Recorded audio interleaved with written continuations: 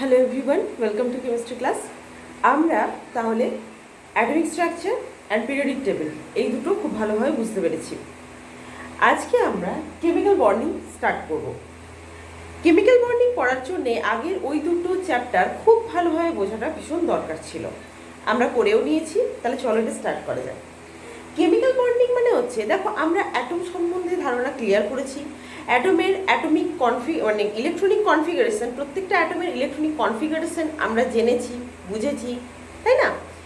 কোন স্টেটটা তার stable state, কোনটা আনস্টেবল স্টেট, তার আয়নাইজেশন পোটেনশিয়ালটা কী, ইলেকট্রন অ্যাফিনিটি ব্যাপারটা কি, ইলেকট্রন নেগেটিভিটি ব্যাপারটা কি, এই সমস্ত সম্পর্ক সম্বন্ধে সুস্পষ্ট ধারণা তৈরি হয়েছে। এই যে ধারণাটা তৈরি হলো, এটার অ্যাপ্লিকেশনটা কোথায় হবে না এই চ্যাপ্টারে, কেমিক্যাল বন্ডিং। মানে এই তিনটে চ্যাপ্টার অ্যাকচুয়ালি ইন্টার রিলেটেড। কীভাবে কেমিক্যাল বন্ডিংয়ের কাজে লাগবে দেখো। কেমিক্যাল বন্ডিং কথাটার মানে হচ্ছে রাসায়নিক বন্ধন, মানে একটা মৌল আরেকটা মৌলের সাথে যুক্ত হয়ে তবে তো যৌগ তৈরি করে, তাই না? তো এই যৌগগুলো তৈরি হয় কিভাবে? না নিজেদের মধ্যে একটা বন্ধন তৈরি করে। এই বন্ধনটা হবে কিভাবে, এইটার জন্য আমাদের ইলেকট্রনিক কনফিগারেশনটা অ্যাকচুয়ালি দরকার ছিল। তো এখানে দেখা যায় কেমিক্যাল বন্ডিংয়ের প্রাথমিক ধারণাটা আমরা লুইস আর কোসেল এই দুজন বিজ্ঞানীর সম্মিলিত ধারণার মাধ্যমে তৈরি করব। কারণ তারা কি বলছেন, তারা দেখছেন, দেখো আমরা যখন পিরিয়ডিক টেবিল পড়েছিলাম আমরা দেখেছিলাম গ্রুপ 1 থেকে গ্রুপ 18 পর্যন্ত ভাগ আছে, আমরা দেখেছিলাম 1 থেকে 18টা পর্যন্ত শ্রেণী আছে, দেখেছিলাম না? আর পর্যায় আছে কটা? 1 থেকে 7টা দেখেছিলাম। তার মধ্যে দেখেছিলাম যে 18 নাম্বার গ্রুপে ইলেকট্রনিক কনফিগারেশন হচ্ছে NS2 NP6 এক্সেপ্ট হিলিয়াম। হিলিয়ামের ছিল শুধুমাত্র 1s2, তাই না? বাকি সমস্ত মেম্বারদের ইলেকট্রনিক কনফিগারেশনটা কি ছিল? NS2 NP6। তারা দেখলেন যে এই মেম্বার যারা, মানে হিলিয়াম, নিয়ন, আর্গন, ক্রিপ্টন, জেনন, রেডন, এরা হাইলি স্টেবল। মানে এদের না তো এরা নিজেদের থেকে কোনো রকম ইলেকট্রন ছাড়ে, না তো এরা বাইরে থেকে কোনো রকম ইলেকট্রন গেন করে। এরা নিজের থেকে কখনোই ইলেকট্রন ছেড়ে পর এনি পজিটিভ বা ইলেকট্রন গ্রহণ করে পর এনি নেগেটিভ বা এয়ার নেগেটিভ বা এয়ার পজিটিভ এরকম কিচ্ছু হয় না।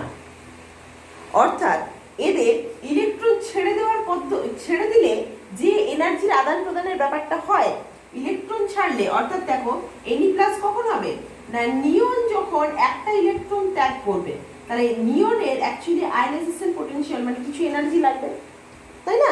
এই টার্মটাকে আমরা আয়নাইজেশন পোটেনশিয়াল বলেছিলাম। আয়নাইজেশন পোটেনশিয়াল অনেক বেশি, মানে অনেক বেশি অ্যামাউন্টের এনার্জি যদি পায় তবে সে একটা ইলেকট্রন ত্যাগ করে এনি প্লাস হবে।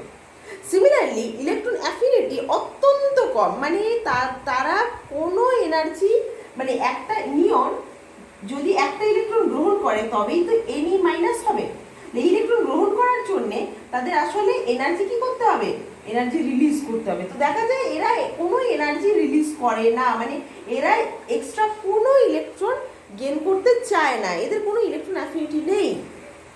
তার মানে এদের আয়নাইজেশন পোটেনশিয়াল হচ্ছে অত্যন্ত বেশি আর ইলেকট্রন অ্যাফিনিটি অত্যন্ত কম, মানে এরা কোনোভাবেই ইলেকট্রন গ্রহণ করার দিকেও ইন্টারেস্টেড নয়।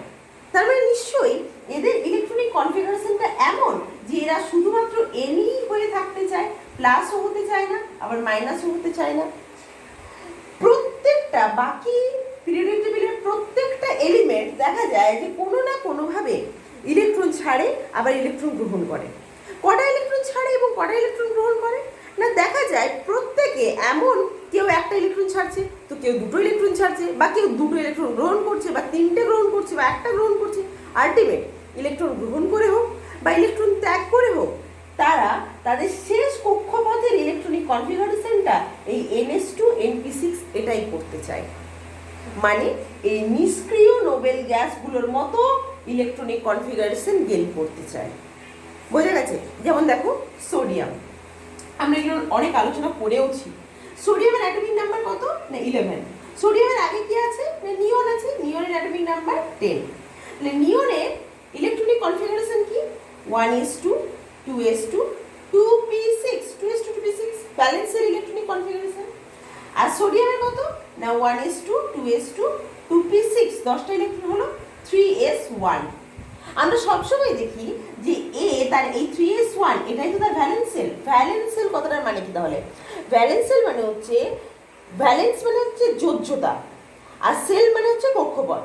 মানে যে কক্ষপথ থেকে সে এক বা একাধিক ইলেকট্রন ত্যাগ করে বা গ্রহণ করে, সেই কক্ষপথটাই হচ্ছে তার ভ্যালেন্স সেল। যটা ইলেকট্রন ত্যাগ করবে বা গ্রহণ করবে, যটা ইলেকট্রন, ধরো এন নাম্বার অফ ইলেকট্রন সে ত্যাগ করছে বা গ্রহণ করছে, সেই এনটাকে আমরা বলবো ভ্যালেন্স। বোঝা গেছে? বুঝতে পেরেছো? তার মানে আমরা কি দেখলাম, যে শেষ কক্ষপথটাই হচ্ছে ভ্যালেন্স সেল, যোজ্যতা কক্ষপথ। ওকে, মানে ভ্যালেন্স সেল থেকে যতগুলো ইলেকট্রন ত্যাগ বা গ্রহণ করলে সে আলটিমেট তার নিয়ারেস্ট নোবেল গ্যাসের মতো ইলেকট্রনিক কনফিগারেশন গেইন করে যাবে, সেই সংখ্যাটাই হচ্ছে তার ভ্যালেন্স নাম্বার। যটা ইলেকট্রন ত্যাগ করবে সেটা ভ্যালেন্স নাম্বার, যে সেলটার থেকে ত্যাগ করছে সেটা ভ্যালেন্স সেল, আর যটা ইলেকট্রন ত্যাগ করছে সেটা ভ্যালেন্স নাম্বার অর ভ্যালেন্সি। বোঝা গেছে? যোজ্যতা। সোডিয়ামের নিয়ারেস্ট নোবেল গ্যাস কে? না সোডিয়াম 11, তাহলে তার নিয়ারেস্ট কোনটা? তার নিয়ারেস্ট নিশ্চয়ই নিয়ন। সোডিয়াম আছে 3 নাম্বার পর্যায়ে, তাই না? 3 নাম্বার পর্যায়ে নোবেল গ্যাস আছে আর্গন। আর্গনের অ্যাটমিক নাম্বার হচ্ছে 18, আর 2 নাম্বারের নোবেল গ্যাস হচ্ছে গিয়ে নিয়ন। নিয়নের অ্যাটমিক নাম্বার হচ্ছে 10।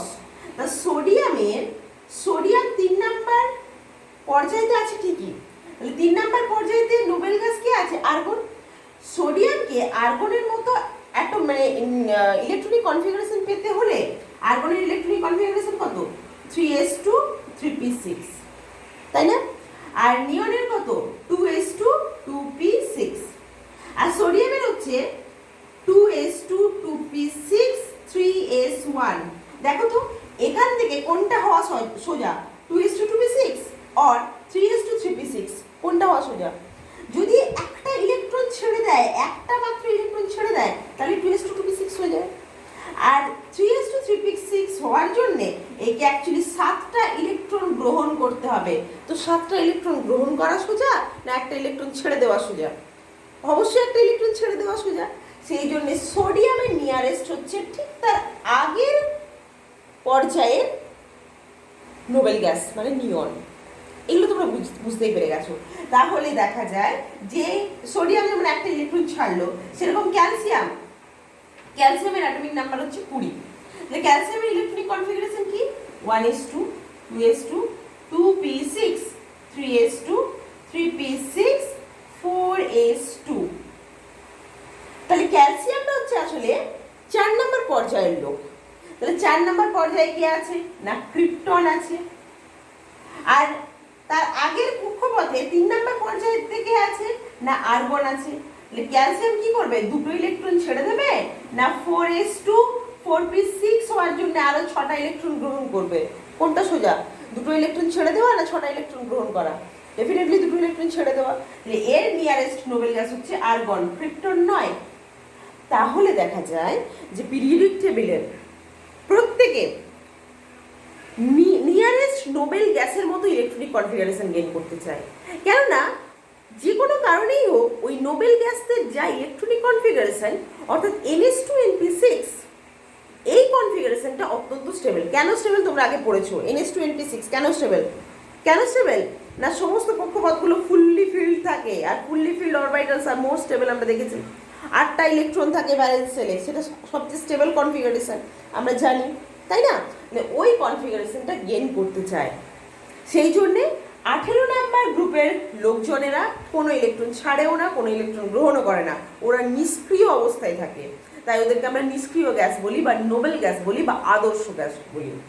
আর আমরা কি চাই? আমাদের ছোটবেলা থেকে লেখানো হতো না তোমার আদর্শ চরিত্র বা তোমার রোল মডেল, এরকম আমরা লিখেছিলাম।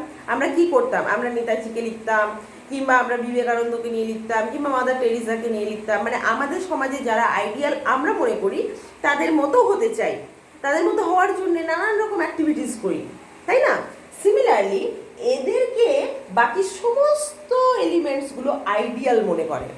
কেন না তাদের ভ্যালেন্স সেলের কনফিগারেশনটা দেখলে মনে হয় যে ওদের বোধহয় আর কোনো কিছু দরকার নেই, ওদের আর জীবনে কোনো চাহিদা নেই।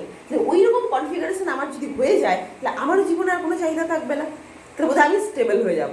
সেই জন্যে যাদের এক্সট্রা ইলেকট্রন থাকে তারা একটা দুটো বা তিনটে ছেড়ে দেয়, কিংবা একটা দুটো তিনটে যদি শর্ট থাকে তারা একটা দুটো তিনটে গ্রহণ করে নেয়। যেমন ক্লোরিন, ক্লোরিন অ্যাটমিক নাম্বার কত? 17, 1s2, 2s2, 2p6, 3s2, 3p5। দেখো একটা ইলেকট্রন শর্ট আছে, যদি কোনোভাবে একটা ইলেকট্রন গ্রহণ করে নেয় তাহলে Cl মাইনাস হয়ে যাবে না, তার মানে 3p6 হয়ে যাবে, 3s2, 3p6। কার ইলেকট্রনিক কনফিগারেশন? কার? আর্গন, তাই না? তাহলে আর্গনের মতো ইলেকট্রনিক কনফিগারেশন গেইন করে নেবে, স্টেবল স্টেট হয়ে যাবে। ক্লিয়ার? তাহলে দেখা যায় যে এবং তাহলে মৌলগুলো কি করছে না, একটা ইলেকট্রন ছেড়ে দিচ্ছে বা দুটো ইলেকট্রন ছেড়ে দিচ্ছে, মানে যদি ছাড়লে পসিবল হয় তাহলে ছাড়ছে, গ্রহণ করলে যদি পসিবল হয় তাহলে গ্রহণ করছে। কারা ছাড়বে কারা গ্রহণ করবে সে সম্পর্কে বিস্তারিত আলোচনা হয়েছে। কারা ছাড়বে না, পিরিয়ডিক টেবিলের লেফটে যারা থাকে তারাই দেখা যায় যে এক নাম্বার গ্রুপে যারা থাকে তারা একটা করে ইলেকট্রন ছাড়ে, 2 নম্বরে যারা থাকে তারা দুটো করে ছাড়ে, এদিকে 13 নম্বরে যারা থাকে তারা 3টে করে ছাড়ে, 14 যারা থাকে তারা কি করে, তারা 4টে গ্রহণও করতে পারে বা 4টে ছাড়তেও পারে, পরিস্থিতি বুঝে তারা দেখাশোনা করে, মানে ছাড়াছাড়ি করে, হয় গ্রহণ করবে না ছাড়বে। 15 নম্বরে যারা থাকে, 15 নম্বরে কারা থাকে, নাইট্রোজেন, ফসফরাস, এরা 3টে ইলেকট্রন গ্রহণ করে। 16 নম্বরে যারা থাকে দুটো ইলেকট্রন গ্রহণ করে, অক্সিজেন সালফার দুটো ইলেকট্রন গ্রহণ করে। 17 নম্বরে যারা থাকে অর্থাৎ হ্যালোজেনগুলো, ফ্লুরিন, ক্লোরিন, ব্রোমিন, আয়োডিন, কি করে, মাত্র একটা ইলেকট্রনের শর্ট থাকে, NH2NP5, একটা ইলেকট্রন শর্ট থাকে, একটা ইলেকট্রন গ্রহণ করে, তাই না? আর তারপরে তো 18, মানে নোবেল গ্যাস, তাদের আর কিছুই দরকার পড়ে না, ওদের মতনই সবাই হতে চাইছে। তাই এই যে যারা ইলেকট্রন ছেড়ে দিচ্ছে বা যারা ইলেকট্রন গ্রহণ করছে, এরাই আসলে এই কেমিক্যাল বন্ডিং করার জন্য দায়ী। বোঝা গেছে? তাহলে কেমিক্যাল বন্ডিং করার জন্য কারা দায়ী না, 18 নাম্বার গ্রুপের মেম্বারগুলো বাদ দিয়ে বাকি সবাই। ওকে, তাহলে আমরা দেখতে পাই লেফট হ্যান্ড সাইডে যারা থাকে তারা অ্যাকচুয়ালি ইলেকট্রন ছেড়ে পর পজিটিভ চার্জে কনভার্ট হয়, আর যারা পিরিয়ডিক টেবিলের রাইট হ্যান্ড সাইডে থাকে তারা কি হয়, তারা ইলেকট্রন গ্রহণ করে পর নেগেটিভ চার্জ এলিমেন্টে কনভার্ট হয়ে যায়। এবার পজিটিভ চার্জ আর নেগেটিভ চার্জ পরস্পর যুক্ত হয়ে পর বন্ধন তৈরি করে। বোঝা গেছে? কিংবা তাহলে কেমিক্যাল বন্ডিং কত রকমের হতে পারে দেখো, এটা একটা পদ্ধতি। কি করলো না, কোনো একটা মৌল এক বা একাধিক ইলেকট্রন ত্যাগ করে পর পজিটিভ চার্জে কনভার্ট হলো। দেখো আমি M একটা এলিমেন্ট ধরলাম, সে কি করলো, n নাম্বার অফ ইলেকট্রন নিজের থেকে লিবারেট করলো, যেখানে n = 1, 2, 3, এর বেশি হয় না, 3 বেশি হয় না নয়, হয়, কিন্তু পরে আমরা দেখবো 4 হয়, SN4+ হয়, ঠিক আছে? যাই হোক, এরকম। তাহলে যতগুলো ইলেকট্রন ছাড়বে ততগুলো পজিটিভ চার্জে কনভার্ট হবে। আবার পিরিয়ডিক টেবিলে যারা ইলেকট্রন গ্রহণ করে, অর্থাৎ যাদের ইলেকট্রন অ্যাফিনিটি বেশি, তাই না, তারা n নাম্বার অফ ইলেকট্রন গ্রহণ করে পর n নেগেটিভ চার্জে কনভার্ট হয়ে যায়। মানে মনে করো এটা যদি ক্লোরিন হয় তাহলে একটা ইলেকট্রন গ্রহণ করে ক্লোরিন 1- হবে। যদি মনে করো অক্সিজেন হয়, অক্সিজেন দুটো ইলেকট্রন গ্রহণ করে ও 2- হবে। নাইট্রোজেন যদি হয় সে 3টে ইলেকট্রন গ্রহণ করে পর N3- হবে, এরকম চার্জে কনভার্ট হবে। তাহলে এই Mn+ আর Xn- এরা পরস্পর যুক্ত হয়ে MX এই যৌগটা তৈরি করে। এটা কি চার্জ? পজিটিভ। এটা কি চার্জ? নেগেটিভ। তাহলে পজিটিভ নেগেটিভকে কি করবে? ডেফিনেটলি আকর্ষণ করবে। কি আকর্ষণ? ইলেকট্রোস্ট্যাটিক ফোর্স অফ অ্যাট্রাকশন বা কুলম্বিক ফোর্স অফ অ্যাট্রাকশন, তাই না? এরা তো মানে চার্জ হয়ে আছে, তাহলে চার্জ মানে কুলম্বের সূত্র আমরা জানি, তাহলে কুলম্বিক ফোর্স অফ অ্যাট্রাকশন দ্বারা এখানে যুক্ত হয়। বুঝতে পেরেছো? তাহলে এইভাবে বন্ধন তৈরি করে, এটা একটা প্রসেস গেল।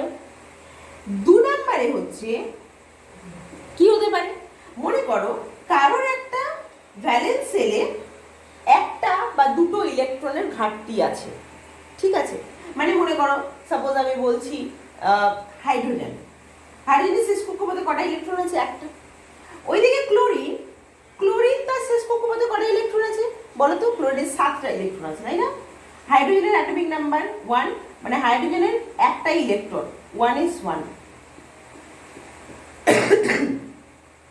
ক্লোরিন অ্যাটমিক নাম্বার হচ্ছে 70, এটা হচ্ছে 1s2, 2s2, 2p6, 3s2 and 3p5, তাই না?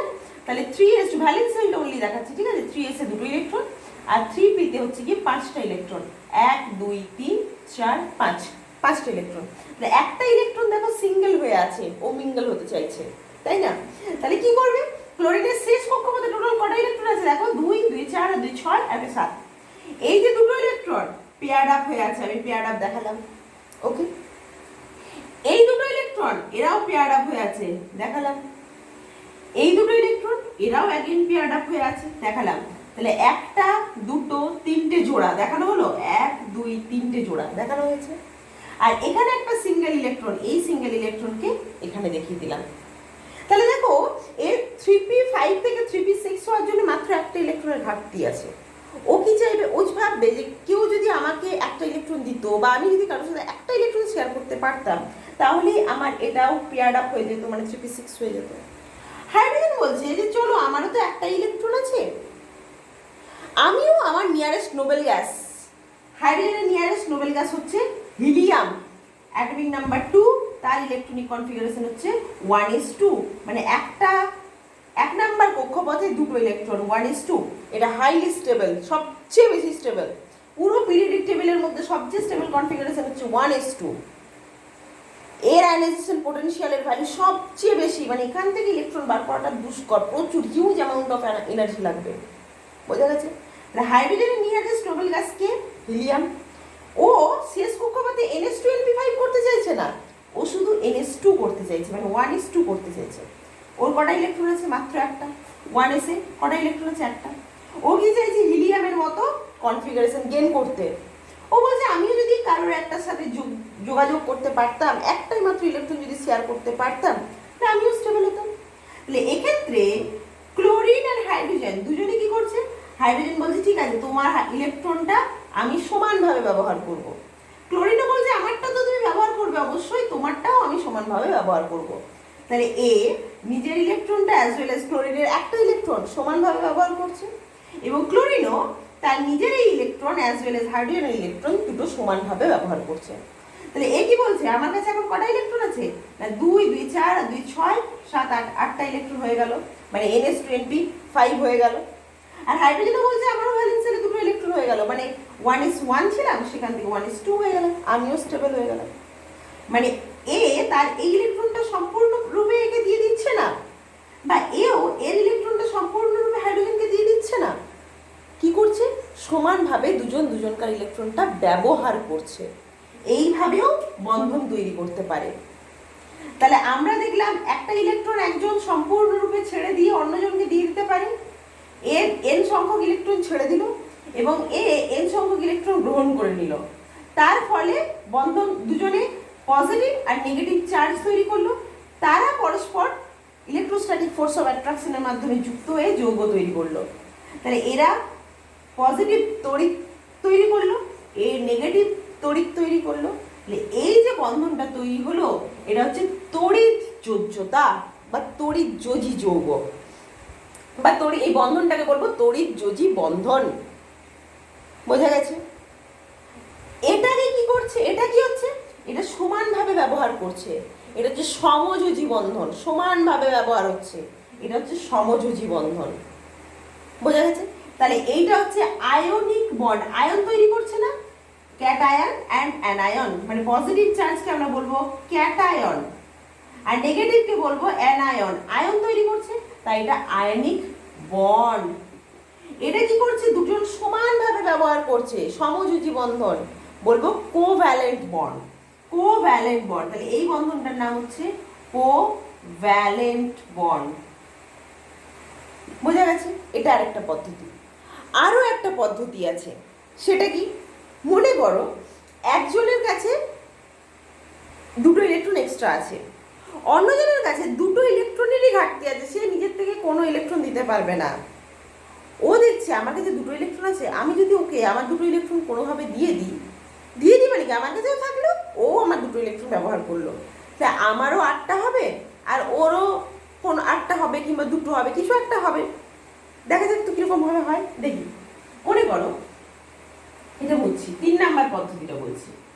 3 নাম্বার পদ্ধতিটা সাপোজ এরকম হচ্ছে, মনে করো অ্যামোনিয়া আছে, ঠিক আছে, বুঝতে পারবে অ্যামোনিয়াটা? পারবে, খুব পারবে। নাইট্রোজেন অ্যাটমিক নাম্বার কত? 7। তাহলে 1s2 2s2 2p3, তাই না? তাহলে 2s এ দুটো ইলেকট্রন আর 2p তে কটা ইলেকট্রন আছে? 3টে, 1 2 3, ঠিক আছে, হলো। তাহলে নাইট্রোজেন, মনে করো এই হাইড্রোজেন, এটা এটা এবং এটা, এই তিনটে, দেখো তিনটেই সিঙ্গেল ইলেকট্রন তো, তাহলে এখানে মিঙ্গেল হওয়ার জন্য, মানে এখানেও আরো ইলেকট্রন পাওয়ার জন্য, এর তো আর ইলেকট্রন নেই নিজের, এই ইলেকট্রনগুলো অন্য কাউকে দিতে হবে। সাপোজ মনে করো হাইড্রোজেনের একটা করে করে ইলেকট্রন এখানে দিয়েছে, এই ইলেকট্রনটা, এই হাইড্রোজেন অন্য আরেকটা হাইড্রোজেন এখানে ইলেকট্রন দিল, অন্য আরেকটা হাইড্রোজেন এখানে ইলেকট্রন দিল, সমানভাবে ব্যবহার করলো। মানে কি, নাইট্রোজেনের এই দুটো ইলেকট্রনকে আমি দেখালাম, ঠিক আছে, আচ্ছা এখানে দেখাই, নাইট্রোজেনের এই দুটো ইলেকট্রন পেয়ার আপ আছে দেখালাম, আর এই যে তিনটে ইলেকট্রন সিঙ্গেল ভাবে আছে, একটা দুটো তিনটে দেখালাম, ঠিক আছে। তাহলে এই সিঙ্গেল ইলেকট্রনগুলোতে সমানভাবে ব্যবহার করার জন্য হাইড্রোজেন এলো, এখানেও হাইড্রোজেন আরেকটা এলো, এখানেও আরেকটা হাইড্রোজেন এলো, তিনটে হাইড্রোজেন তিন দিক থেকে এলো। তারা কি করলো? এও ইলেকট্রন দিচ্ছে, এও তার একটা 1s এর ইলেকট্রন দিচ্ছে, এও 1s এর ইলেকট্রন দিচ্ছে, ঠিক আছে। তাহলে এই ইলেকট্রনটা আর এই ইলেকট্রনটা নাইট্রোজেন দ্বারা আর হাইড্রোজেন দ্বারা সমানভাবে ব্যবহার করবে, মানে এই হাইড্রোজেন তার নিজের ইলেকট্রন অ্যাজ ওয়েল এজ নাইট্রোজেনের এই ইলেকট্রনটা সমানভাবে ব্যবহার করবে, এই হাইড্রোজেনটা এই দুটো ইলেকট্রনকে সমানভাবে ব্যবহার করবে, এই হাইড্রোজেনটা এদেরকে সমানভাবে ব্যবহার করবে। তাহলে নাইট্রোজেনের দেখো তো টোটাল কটা ইলেকট্রন হলো? নাইট্রোজেনের দুটো ছিলই, মানে এই দুটো ইলেকট্রন ছিলই, তার সাথে নিজের তিনটে ইলেকট্রন, তাহলে 2 3 4 5, পাঁচটা ইলেকট্রন ছিল, এবং হাইড্রোজেন তো একটা করে ইলেকট্রন দিল, তার মানে 6 7 8, আটটা ইলেকট্রন হলো, 2 3 4 5 6 7 8, আটটা ইলেকট্রন। তাহলে নাইট্রোজেন অ্যাকচুয়ালি এই 8টা ইলেকট্রনকেই ব্যবহার করছে, তার ফলে কি তৈরি করলো? অ্যামোনিয়া। এটাকে আমরা কিভাবে দেখাবো? নাইট্রোজেন এই দুটো ইলেকট্রনকে দেখালাম, এবং এই দুটো ইলেকট্রন দ্বারা এই হাইড্রোজেনের সাথে বন্ড হয়েছে, এই দুটো ইলেকট্রন দ্বারা এই হাইড্রোজেনের সাথে বন্ড হয়েছে, এবং এই দুটো দ্বারা এই হাইড্রোজেনের সাথে বন্ড হয়েছে, ক্লিয়ার? তাহলে নাইট্রোজেনের টোটাল কটা ইলেকট্রন হয়ে গেল? 8টা হয়ে গেল, মানে 2s2 2p6 হয়ে গেল, ওকে। এবার মনে করো এখানে একজন আছে, একটা হাইড্রোজেন H+ আয়ন আছে, H+ মানে কি? H+ মানে হচ্ছে হাইড্রোজেন 1s1, এই ইলেকট্রনটা যদি আমি বের করে নিই তাহলেই তো H+ হয়ে যাবে, মানে 1s 0 হয়ে যাবে। 1s এ কোনো ইলেকট্রন আছে কি? নেই। এই 1s এর একটা ইলেকট্রনকে বের করে নিয়েছি কোনোভাবে, তবেই না এটা ফাঁকা হয়ে গেছে, এই ঘরটা খালি হয়ে গেছে, হাইড্রোজেন H+ হয়ে গেছে। তাহলে দেখবে H+ এর কোনো আর ইলেকট্রন নেই, বেচারা ফাঁকা। ও কি চাইবে? ও দুটো ইলেকট্রন চাইবে, ওর কাছে কোনো ইলেকট্রন আছে কি শেয়ার করার মতো? নেই। তাহলে নাইট্রোজেন কি বলছে? নাইট্রোজেন বলছে আচ্ছা ঠিক আছে, আমার এই দুটো পেয়ার আপ ইলেকট্রন তো কারোর সাথে শেয়ার করে নেই, ফাঁকা পড়ে আছে, ওরা নিজেরাই জোরবদ্ধভাবে বসে আছে, এই ইলেকট্রনটা আমার, এটা হাইড্রোজেনের, আমি বন্ধন করেছি, এটাও আমার, এটা অন্য আরেকটা হাইড্রোজেনের, তার সাথে বন্ধন করেছি, এটা আমার, এটা আরেকটা হাইড্রোজেনের, তার সাথে বন্ধন করেছি, কিন্তু এরা আমারই দুটো ইলেকট্রন পেয়ার আপ হয়ে আছে। তাহলে আমি কি করব? আমি এই দুটো ইলেকট্রনকে আমি নিজেও ব্যবহার করব, এবং এই হাইড্রোজেনও সমানভাবে ব্যবহার করবে।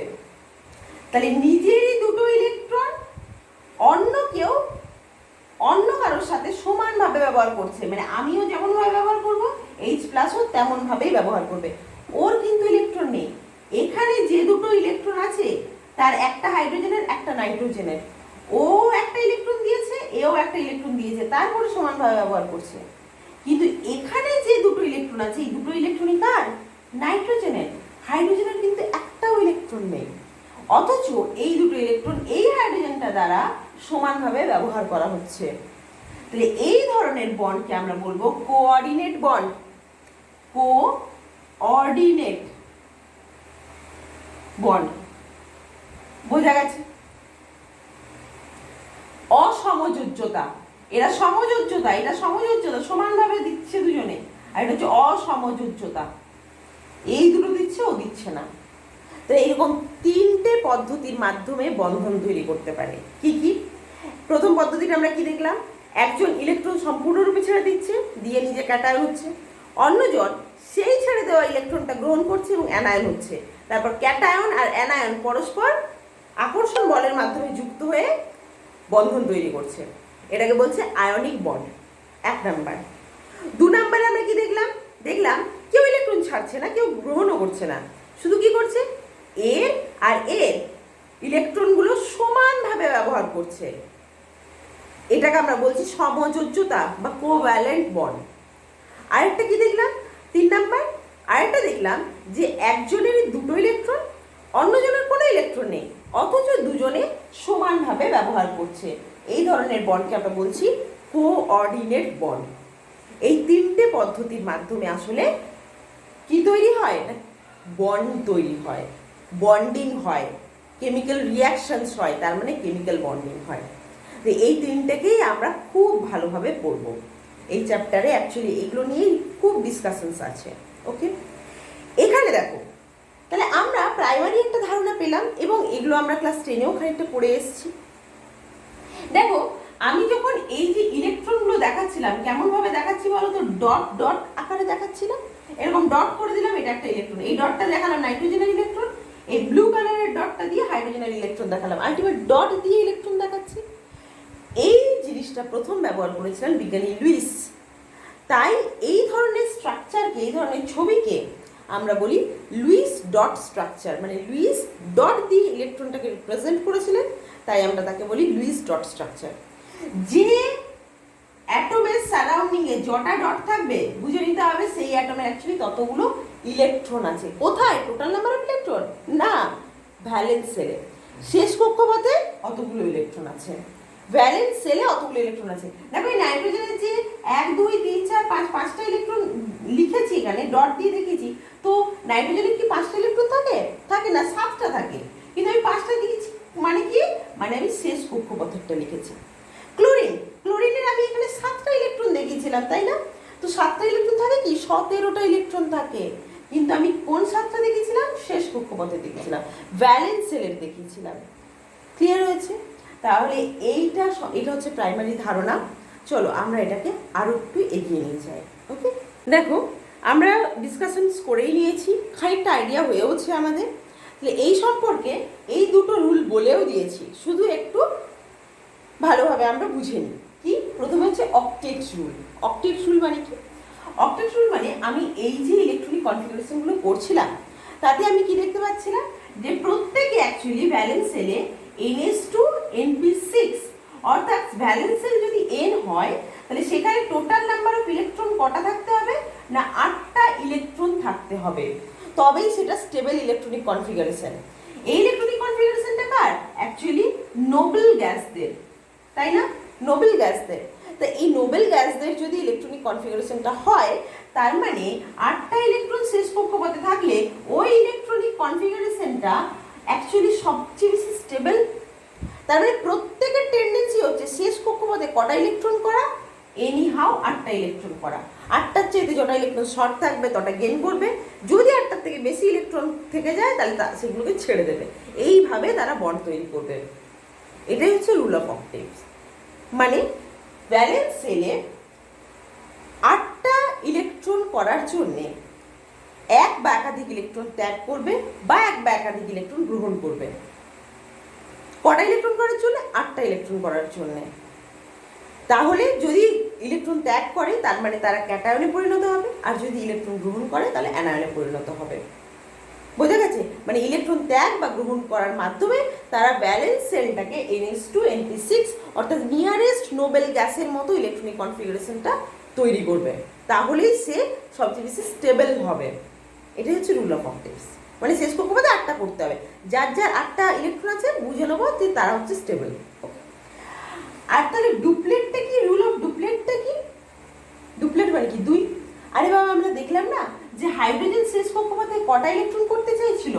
ওর আছে 1টা ইলেকট্রন, ও করতে চাইছে 1:2 অর্থাৎ 2টো ইলেকট্রন। কার মতো? নিয়ারেস্ট নোবেল গ্যাসের মতো ইলেকট্রনিক কনফিগারেশন। তা লিথিয়াম, দেখো লিথিয়ামের অ্যাটমিক নাম্বার 3, 1s2 2s1।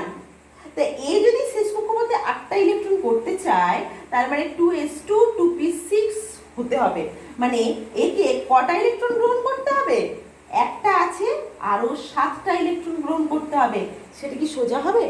তার চেয়ে ভালো হবে না যে 2s থেকে সে একটা ইলেকট্রন ছেড়ে দিল, দিয়ে 1s2 তে কনভার্ট হয়ে গেল। আর 1s2টা কার কনফিগারেশন? হিলিয়ামের না? তার মানে কিছু কিছু মৌল আছে, যেমন হাইড্রোজেন, লিথিয়াম, বেরিলিয়াম, বোরন। কি কি বললাম?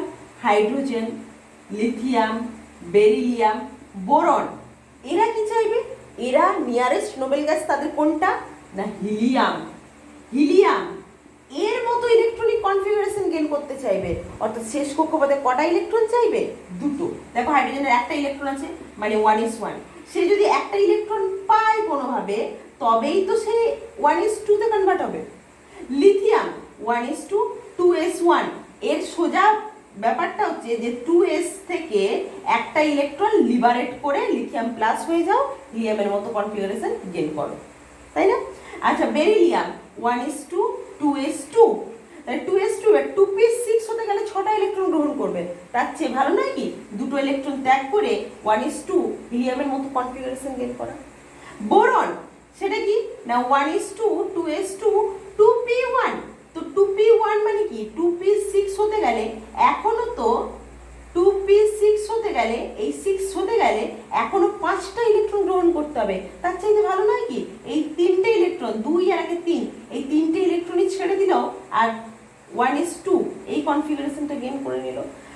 আরো 5টা ইলেকট্রন গ্রহণ করে 2s2 2p6 হওয়া সোজা, না 3টে ইলেকট্রন ছেড়ে দেওয়া সোজা? নিশ্চয়ই 5টার চাইতে 3টে ইলেকট্রন ছেড়ে দেওয়া সোজা। তাহলে 3টে ইলেকট্রন ছেড়ে দিয়ে 1s2 তে কনভার্ট হয়ে যাবে। তাহলে যে সমস্ত এলিমেন্ট তাদের ভ্যালেন্স সেলে 8টা নয় 2টো ইলেকট্রন করতে চায়, হিলিয়ামের মতো কনফিগারেশন গেইন করতে চায়, যেমন হাতে গোনা এই কটাই আছে, এদের nearest Nobel gas actually helium, তাদের জন্য রুল অফ ডুপ্লেটটা প্রযোজ্য। মানে তারা কি চায় না ব্যালেন্স সেলে 8টা ইলেকট্রন নয়, আসলে কটা ইলেকট্রন করতে চায়? 2টো ইলেকট্রন করতে চায়। তাহলে তারা স্টেবল ইলেকট্রনিক কনফিগারেশন গেইন করে যাবে, হিলিয়ামের মতো স্টেবল ইলেকট্রনিক কনফিগারেশন গেইন করে যাবে। তাহলে octet rule and rule of ডুপ্লেটটা নিয়ে নিশ্চয়ই আর কারোর কোনো প্রবলেম নেই। তাহলে প্রত্যেকটা এলিমেন্টের অ্যাকচুয়ালি মেন্টালিটিটা কি? মেন্টালিটিটা হচ্ছে গ্রুপ 18 মতো হওয়া। গ্রুপ 18 হয়ে যাবে না, মানে হিলিয়াম, নিয়ন, আর্গন, ক্রিপ্টন, জেনন, রেডন ওরাই থাকবে। ওদের মতো ভ্যালেন্স সেলের ইলেকট্রনিক কনফিগারেশন গেইন করা। যারা 2টো ইলেকট্রন ভ্যালেন্স সেলে করতে চাইছে তাদের জন্য আমরা বলবো এটা রুল অফ ডুপ্লেট ফলো করছে। আর যারা শেষ বাকি সবাই রেস্ট অফ দ্য পার্ট এরা ছাড়া বাকি সবাই কি করবে না ভ্যালেন্স সেলে 8টা ইলেকট্রন করতে চাইবে, তাদের প্রত্যেকের জন্য কোনটা ফলো হবে? Rule of octet. ক্লিয়ার হয়েছে? ওকে।